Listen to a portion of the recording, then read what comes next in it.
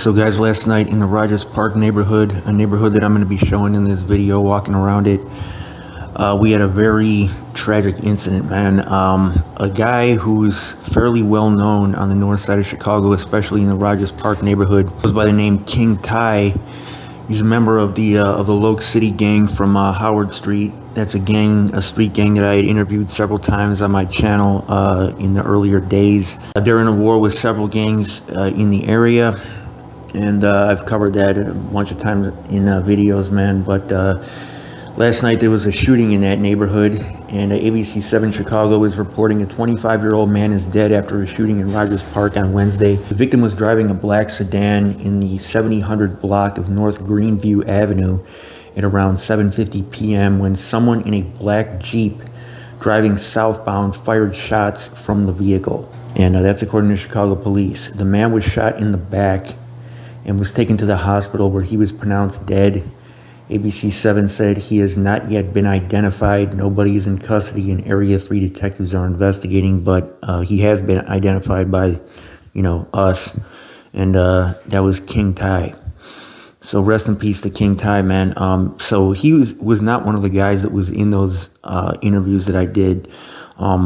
Those guys had been interviewed by me surrounding some incidents that had happened on the north side between them and PBG. And I'm not blaming this on PBG because I don't know who did this yet. So PBG, that's a set of GDs from Farwell and Ashland. And that's like probably the most well-known GD set on the north side. And then Loke City is kind of more of a mix. They're mostly GDs, but King Ty was a BD, I'm pretty sure. And I know Baby, I think, is a BD too. At Sullivan High School, we had like a few BDs. And some of these guys, these BDs, like they had relatives out south. I'm not sure about King Ty personally, but I know some of the other guys from those GD sets on the north side that are into it with PBG had like cousins like down on the south side in like the 600 and the O block and those gangs down there. So they were kind of clicked up or getting along due to those family ties.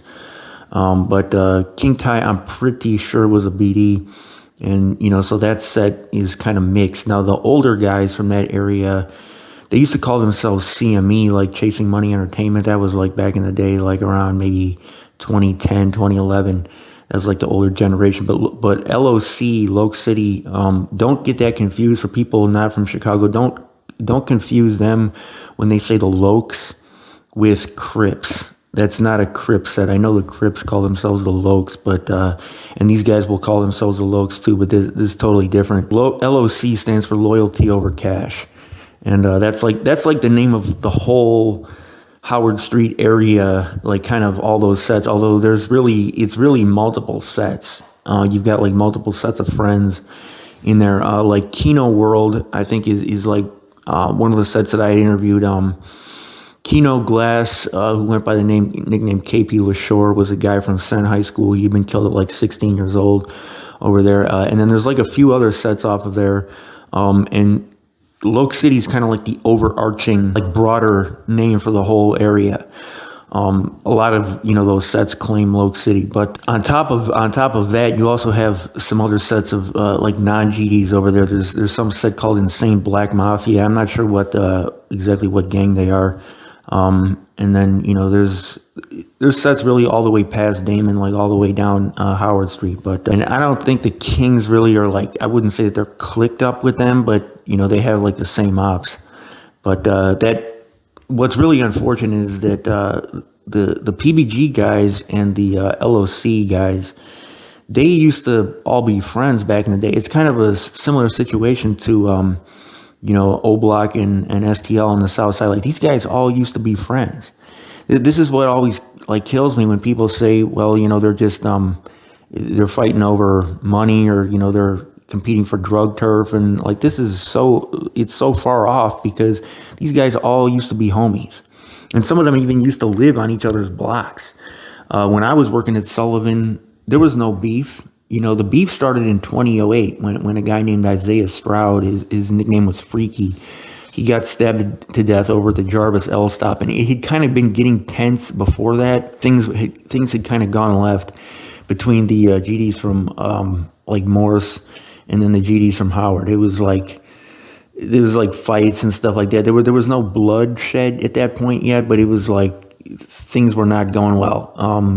The guys from Morris were starting, basically form a clique that just hung out with each other, and then the guys from Howard had their own clique that hung out with each other, and things started to get tense between some of the younger guys. I don't think the older guys were really going at it, at least not that I remember.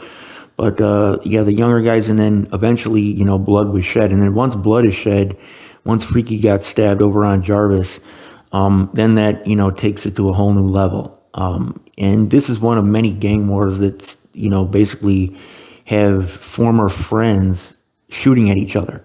And so it really contradicts, when you actually look at how this thing started and like where it's gone, it totally contradicts the narrative that a lot of times gets told in the media, which is that these guys are starving and they don't have, enough food or clothes. And I mean, that may be true for some of them. Like there's definitely some of these guys that are homeless that are out there hustling to do that, but that's not the reason for the gang war. The gang war just started over like, little stuff that just escalated to fighting and then shooting. That's basically it. The beef really gets in the way of, the money and all that when you actually break it down. But I don't know if this was PBG, though. They also have other ops. They got ops from Evanston. Evanston is a suburb to the north for people that aren't from here. That Howard Street is basically like the border of Chicago and Evanston. So the people who live a few blocks north of that go to a different high school. And that a lot of times, that's when kids really start gangbanging. And so, when you have kids going to different high schools, that can cause like a conflict, because the kids from one high school hang out with each other, and then the kids from another high school hang out with each other. And they might only live half a block away from each other. But because they're always hanging out with one group and the other group's always hanging out with another group, when something happens then between like two of them, okay, like two of them just have a personal conflict, well, everybody that's friends with him is going to take his side, and everybody that's friends with the other guy is going to take their side, and it becomes a much bigger deal than it otherwise would have been just between those two guys. And this is how a lot of these things start. So there's a lot of sets in Evanston and even in Skokie, even in the suburb of Skokie, that like involve guys from this north side of Chicago neighborhood, the same neighborhood. So yeah, they've got a lot of enemies, and I don't know if this was gang related. I don't know if it was, PBG or one of the Evanston sets or any of that. So I'm not blaming it on any of them. But yeah, rest in peace to King Ty, man. It's really just a shame, like having worked in the schools with some of these guys when they were all getting along, and then to see where it's gone now, man. It's just like really messed up, because all the guys that have died, some of them had kids. I remember JJ from Loke City got killed. I think he had a little boy, and then that little boy just got killed off of Howard Street not too long ago. I just did a video on that. And usually the kids are not the intended target. Normally the kid is crossfire, and it's intended for these older guys that really, man, this all could have been squashed. Like they had multiple chances to squash it over the years. They really, they had multiple opportunities to come to the table and just put this to rest. I know they had a truce ready on the south side with Brick Squad, STL, like those GDs down there with the BDs. They had a truce ready. I know Bo Deal and some of the older guys from Chicago were working that out. The whole thing could have been squashed right there, but that's the way it goes, man. So yeah, rest in peace to King Ty, man. And then speaking on what I was just mentioning, not to leave this out because this is important news too. There was just a 7-year-old killed by a stray bullet on the west side in Humboldt Park, and this bullet came inside his home. Police believe that the boy was an innocent bystander, so authorities responded to reports of a person shot over on Potomac at around 8:22 p.m. Wednesday when they found the 7-year-old boy inside of a residence with a gunshot wound to the stomach. According to police, a family member told officers the boy was in the bathroom washing his hands when a stray bullet traveled through a window and hit the child. The gunfire came from an alleyway behind the home. Multiple shell casings were found. The boy was taken to the hospital and underwent surgery late Wednesday night, but the doctors could not save him. He later died, and the family had recently lost the boy's father after having open heart surgery. So the boy's father didn't die due to violence. Police have nobody in custody in the shooting. A reward is being offered for anyone with information that may lead to an arrest. If you or someone you know has information regarding that incident, you can leave an anonymous tip at cpdtip.com. So King Ty and a 7-year-old were last night's casualties, man. And it's a shame for some of the kids growing up in these neighborhoods, man, because a lot of them, they turn savage when stuff like this happens. and end up ironically doing the exact same thing that got them into that situation in the first place, like then becoming the shooters that eventually end up hurting more innocent kids. And it just becomes a vicious cycle, instead of like putting the guns down as a result of that and saying I'm not going to repeat this cycle. A lot of them just keep the cycle going when they see stuff like that happen. And the older guys too, you see a lot of them indoctrinating the younger guys into doing this stuff, like literally teaching them how to gangbang. It's not just their influence.